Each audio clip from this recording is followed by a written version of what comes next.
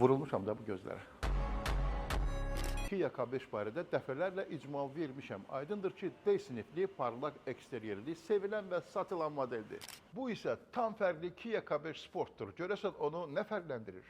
Əvvəla onun uzunluğu 50 mm artıb. O deməkdir ki, salonun rahatlığı daha da yüksəkdir. İkinci ən gözə çarpan detal 19 düymlü yeni disklərdir. Keçək salona. Əvvəla alətlər paneli panoramik olub və multimedia ekranına artıq birləşib. İkincisi, bir düyməni basmaqla 360 kamera gördüyünüz kimi.